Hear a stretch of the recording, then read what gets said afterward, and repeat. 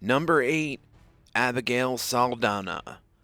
Abigail Saldana was a 22-year-old young mother who worked at Rick's Cabaret in Fort Worth, Texas as an exotic dancer to pay the bills. She'd been harassed by one of her customers in 2021. By October of that year, the client, 54-year-old Stanley Saliga, had started stalking her after Saldana found a tracker he'd installed on her car. She posted about it on Instagram, pleading for help. Things took a tragic turn, though, when the Fort Worth police responded to a 911 call about an accident on Highway 183 in November of that year. Officers found Abigail inside the vehicle with gunshot wounds on her body. She was soon pronounced dead at the scene. The authorities questioned Saldana's co-workers and learned about the stalking Saldana had been subjected to. A SWAT team arrived at Saliga's apartment the next day with a search warrant. He refused to come out, and they eventually forced their way in. He was arrested and admitting to shooting Saldana while she was behind the wheel of her car. He was charged with murder and is being held on $250,000 bond at the Tarrant County Lon Evans Correctional Center. Number 7. Westfield Watcher. In recent years, a property in Westfield, New Jersey had gained popularity as a house that's not only haunted, but monitored by a mysterious person. This phenomenon was discovered by Derek and Marita Broadus, who paid $1.3 million for the home in 2014, never knowing the terror and drama that would soon unfold. Soon after moving in, letters began to arrive from a person who called themselves the Watcher. At first, Broadus thought it was just a prank, but when letters started revealing information about the family's everyday life, it became clear that someone was actually watching them. One of the letters read, "All the windows and doors allow me to observe you and track you as you go about the house. And now I watch and wait for the day when their youthful blood will be mine again," it said, referring to the family's children. Months passed and the letters kept coming, each one becoming more and more unsettling. One asked if the owners were, quote, able to fill the house with young blood. It continued after this saying, quote, "I am pleased to know your names now and the name of the young blood you have brought to me. Once I know their names, I will speak to them and draw them to me." The Watcher claimed he would call out to the children and lure them into the woods. Other letters implied something was hidden in the walls of the house. The letter read, "Have they found what is in the walls yet? They will, in time. Have you found all the secrets it holds?" This would be enough to leave anyone terrified. The family later launched a civil lawsuit against the former owners, the Woods, saying they received letters and were aware of the stalker but didn't disclose the information when selling the house. On October 18, 2017, a court dismissed the lawsuit, and the identity of the Watcher remains a mystery to this day. The house has been in the market since 2017 with no buyers. Number 6. Tatiana Tarasoff. The infamous case of Tatiana cannot be left out when talking about stalkers. It all began when Tatiana Tarasoff was 18 years old and befriended Prosenjit Podar, an Indian student at the University of California, Berkeley in 1968. After meeting during a dancing lesson, the two became friends and hung out almost every day. They even dated briefly after sharing a pleasant kiss at a New Year's party. They didn't share the same feelings, though, and had different perspectives on their relationship. Tatiana rejected Podar, stating that she was dating other guys and was not interested in starting a serious relationship with him. In the next few months, Podar's academic performance suffered. He sank into a deep sadness and even deeper obsession with Tarasoff. Throughout the spring and summer of 1969, his mental state continued to fail. Tarasoff and Podar met up a few times during this, and he would secretly record all of their conversations to figure out why she didn't love him back. He even kept a journal where he recorded everything. Later, he'd begin chasing her and trying to change her decision. He would call her all the time, show up at her bus stop and stand with her. He even befriended her brother and moved in with him. Tatiana eventually went to Brazil in the summer of 1969 for an exchange program. During this time, Podar sought professional help from psychologist Dr. Lawrence Moore. When Podar admitted he wanted to kill Tarasoff, Dr. Moore became concerned and thought he was suffering from paranoid schizophrenia. He instructed Podar to stop talking to Tarasoff and stay away from her.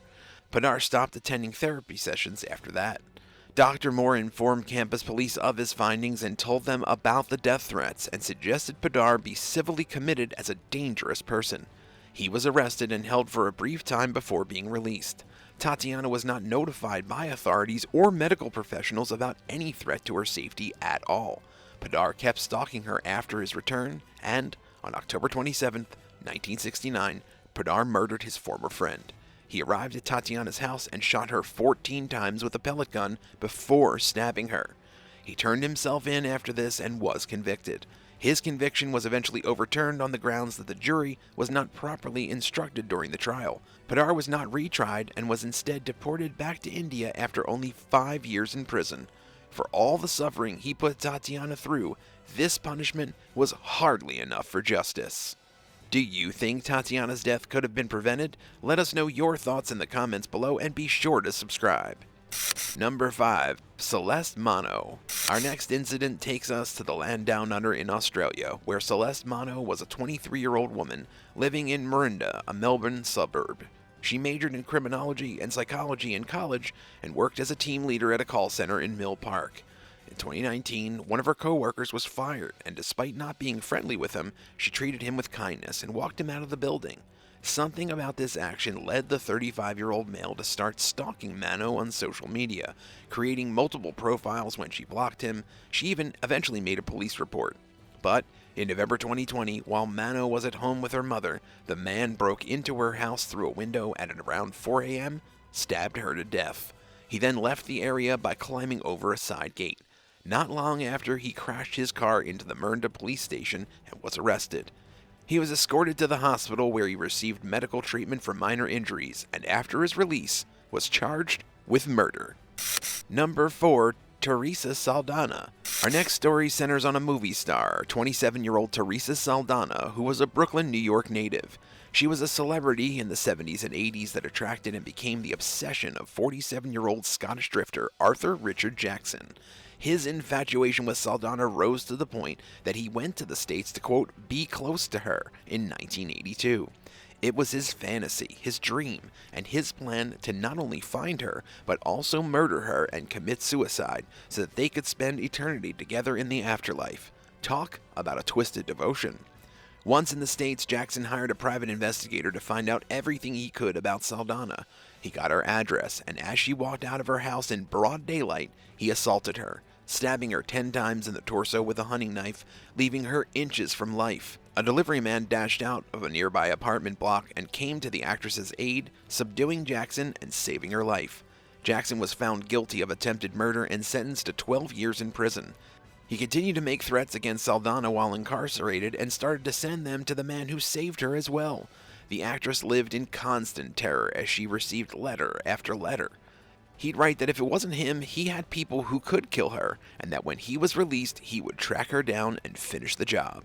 She suffered from anxiety and insomnia and was even admitted to the hospital as a result of the trauma she had experienced and the constant harassment she was subjected to. Jackson was eventually extradited to the United Kingdom for another crime, where he died at the age of 68. Number 3. RANDI BARBER.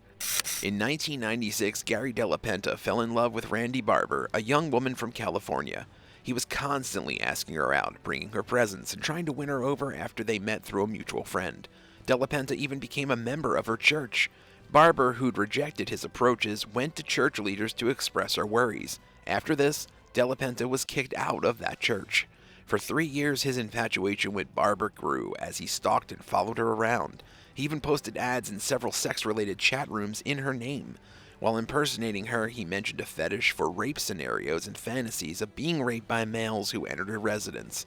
In one of his first ads, he wrote, quote, "I'm into rape fantasy and gangbang fantasy as well," end quote. Randi Barber received disturbing and profane phone calls in response to these ads, many of which included filthy demands. During a 5-month period, at least 6 guys showed up at her home, claiming to be there to fulfill her wishes. To stop the men, she posted messages on her door claiming the advertising was fake.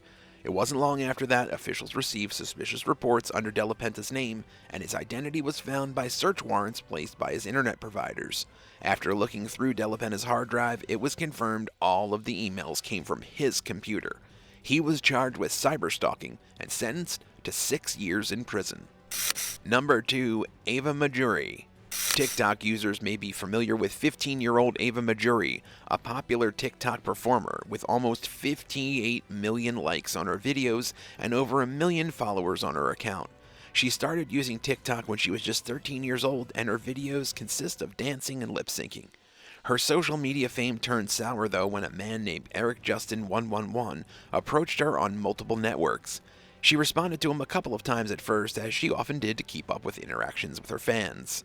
She soon discovered, though, that her friends in New Jersey and Florida had been selling images of her to this guy and even given her her personal phone number as well. Ava's parents apparently agreed that she could sell Justin pictures of her face since they'd already been shared once on Snapchat. Justin quickly added Ava on Venmo and started requesting more and more private photos. She then started to block him on all platforms. Ava's father texted him after that, telling him to leave her alone, and Justin responded by sending letters to Ava's classmates with his intentions to assault her. On July 10, 2021, 18-year-old Eric Rohan Justin arrived with a shotgun at Ava's residence and blew the front door apart. Ava's father confronted him with his own revolver and waited for the cops to arrive by the busted door. Mr. MAJURY told Justin to put down the shotgun, but when Justin turned the gun on him, Mr. MAJURY opened fire, killing him. Mr. MAJURY was not charged because of Florida's, quote, stand your ground law, which allows use of deadly force for self-defense purposes. 2 phones were discovered on Justin's body, each containing thousands of images of Ava. Despite the horrific event, Ava continues to use TikTok and other social services. Her parents stated that they did not want, quote, sick people to stop their daughter from chasing her dreams. Number 1. Maria Marchese. After experiencing any type of sexual assault, a woman should always be heard, seen, and believed. That's just how it should be.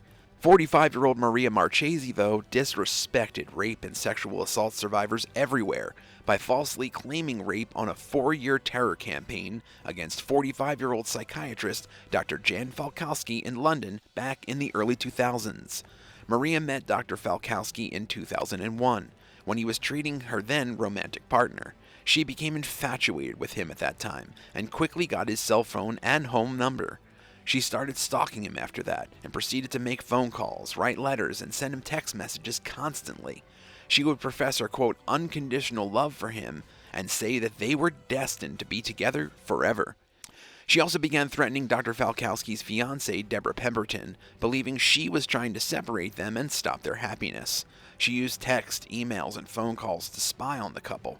She even made death threats towards Pemberton and sometimes Falkowski himself. In 2003, their wedding was put off when she threatened to burn Pemberton down in her wedding gown and implied she'd die if they went through with the ceremony. Marchese broke into the doctor's house multiple times as well, and even attempted to set off an explosion by turning on all the gas faucets. Deborah suffered a mental breakdown and fell into a severe depression as a result of this constant harassment, and she later ended her relationship with Falkowski over it all. Marchese went a step further in 2004 and accused the doctor of rape after getting a condom from his garbage and smearing his sperm on her underwear as proof during one of her many break-ins.